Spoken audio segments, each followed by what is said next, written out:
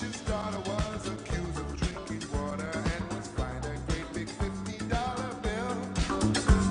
an awful lot of coffee in Brazil.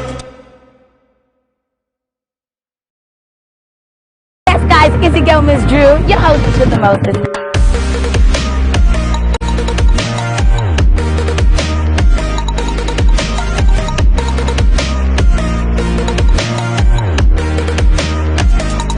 I'll see you in the next moment.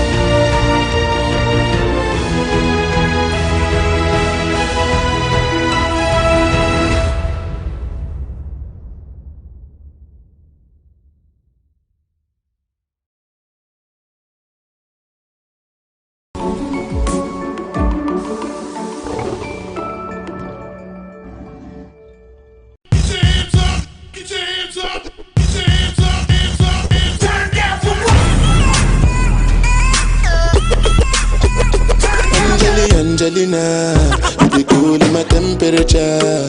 If you call, say cheese, take a picture. Shaka post, make I see, take a picture. In the leg book, boah. Why the party there today? Hey mama, hey I ever say. Secure.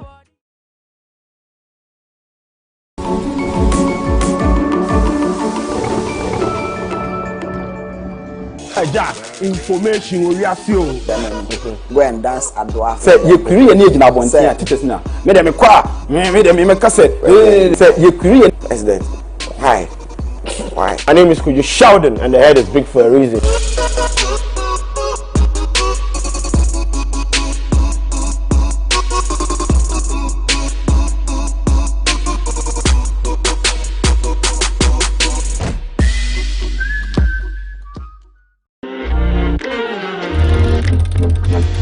Do you know the top 10 music trends? Have you seen the new music videos everyone is talking about? Do you know how your favorite artist makes their music? I'm moving, but they be bluffing and puffing and they be screaming and yapping, some even feeling and bragging. First thing is, I'm patient. That talented upcoming artist in your area needs the spotlight. Let them be our unsung star. Do you have any questions about music? I'm Jason LA, and I'm a music plug on MX Chart right here on MX24.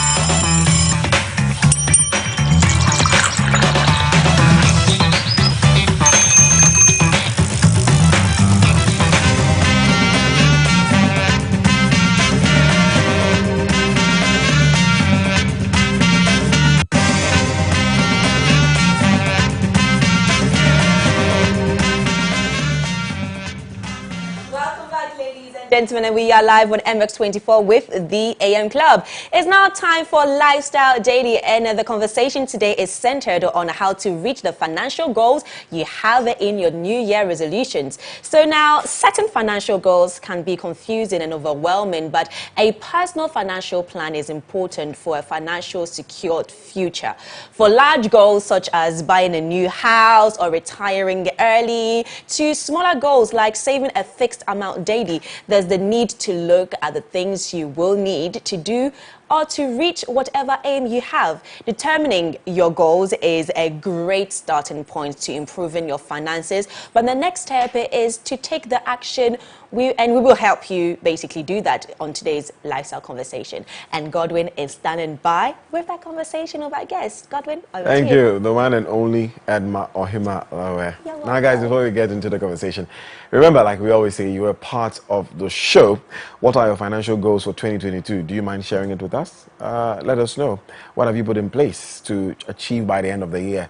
Send your comments to us, reactions as well to our WhatsApp line is 055-033-1511, 055-033-1511, or tweet at us at MX24GH with the hashtag the AM Club, and we'll surely read them out. Now, this morning, joining me, when he walked in with his suitcase, I said, listen, I'm going to receive financial goal setting crash course this morning.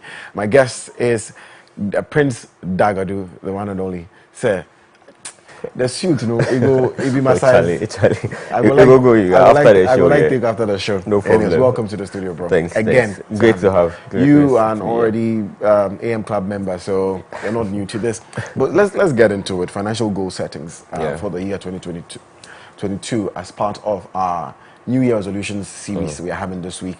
And the first thing I was asking you before we came on is the first thing anybody needs to know when setting financial goals for the year. Okay, so thanks for having me, and greetings to your listeners. Happy New Year to everybody. So for setting the New Year's goals, especially when it comes to your finances, I think it's a part of a bigger conversation. You know, the finance bit is a bigger part of your life.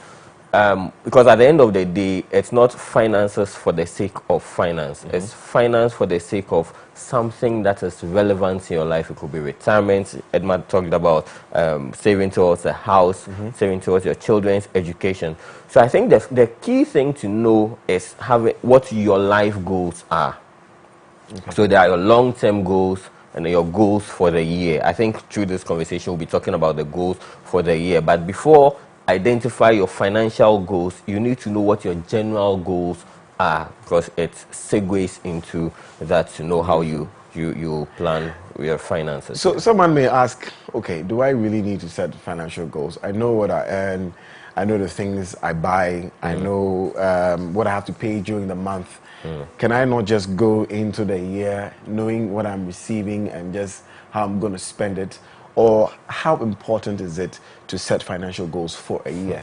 So it's funny, right? It's sometimes you think you know some of these things, what you are spending, what you have coming in, how your money is going, until you actually put pen to paper, and then you realize that, well, I'm actually spending more on A or B than I thought I was. So setting your financial goals are very important.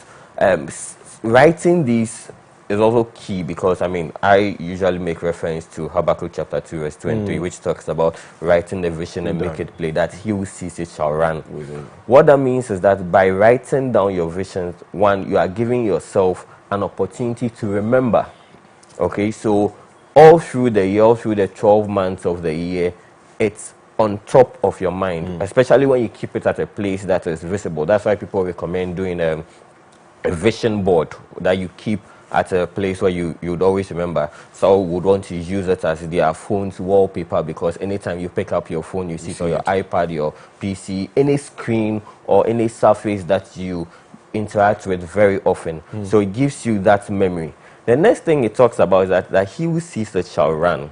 So penning down your vision or your financial goals also gives you motivation. It gives you that impetus, because once you've penned, even the very process, you know, when you sit down to write down these goals, during that process, there is something different about that. You think deeper into things that you usually just deal with on a face value. You think deeper about some of these things. Doesn't it become daunting? Sorry to catch you. Doesn't it become daunting for some people to see all the things you want to achieve and all the things you want to acquire or buy or achieve in a year? Doesn't it scare you when you put these things down? So I like to look at it this way.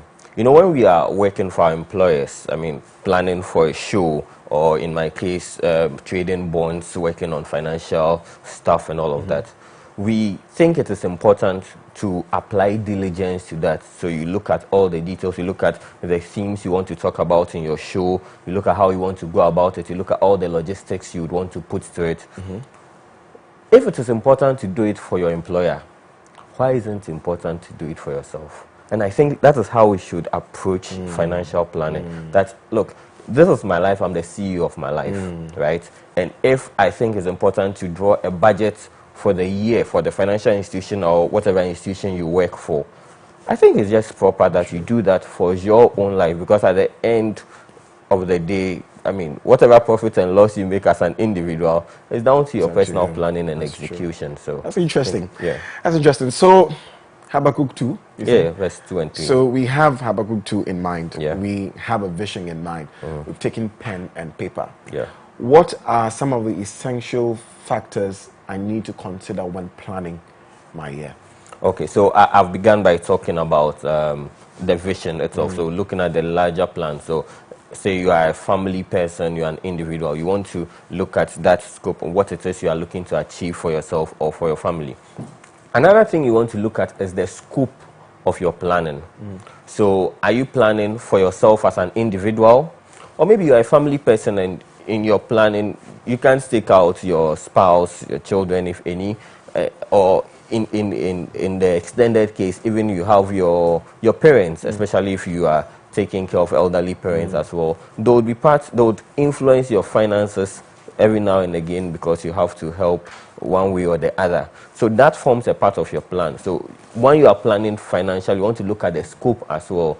So the way a single guy might plan isn't the same way a family person will plan, isn't the same way somebody who is very much into the extended family system would plan, right? So those influence how our planning will go. Another thing you want to consider is what your recurrent expenses would be, okay? And that also fits nicely into what the scope is, because as an individual you are basically looking at your transport, the things you spend on utilities and things like that. But then when you expand the scope and you throw in children's school fees, your parents' health and all of that, so beginning from there you are now going into the exact things that will make a part of what your expenses will be. Another important part of financial planning is your income, because if you don't have anything coming in, I mean, how are you going to spend? So you are looking at what your primary sources of income are and what your alternative sources of income are. It's important to note those things so you don't mix it up. You know that, say if you're an employed person and you know what your salary is, you have a fair idea that at the end of this month or on the, depending on when you are paid, whether it's the 28th or 24th or maybe in the middle of the month, I know there are other people whose salaries come in at different times of the month. You are aware of that. So because the timing of your income will also influence how you are able to spend on certain things. If you are spending for school fees, you know, in January, you know that your December salary is paying school fees. And we had a conversation about, you know, all of those the other time. So those are some things that you really need to consider in your planning. Yes. And for those who may not, someone will say, okay, I don't have a job. I just finished national service. I'm looking for something to do. I don't have anything meager or menial I'm doing at in the meantime. How relevant is it for such a person to plan financially for the year, knowing that they have no income at all? Okay, so that's a good question. You know, when I talking about financial planning, I said there's no hard and fast rule to it. I mean, what applies to one person might not apply to the next person. So in this person's case, a lot of emphasis will be placed on how he can get himself in the position to earn some income, whether through work or through the social setting, that because maybe the person is a young person still living with the parent. So in the case of that person, it's the allowances from the parent. If the person doesn't find himself in that social setting, it means finding between now and getting whatever job or whatever ideal business it is you'd want or you desire as your source of income, what alternatives, what stopgap measures can I put in place? How can I volunteer or do even menial jobs if it becomes necessary? Because look, face it, the comes the time when you have to put yourself out there to be able to earn some income, right? And maybe you'll be doing work that in your mind is not at the level of your education. But would you rather stay in that lofty idea that, well, you've had the best business school education and all of that,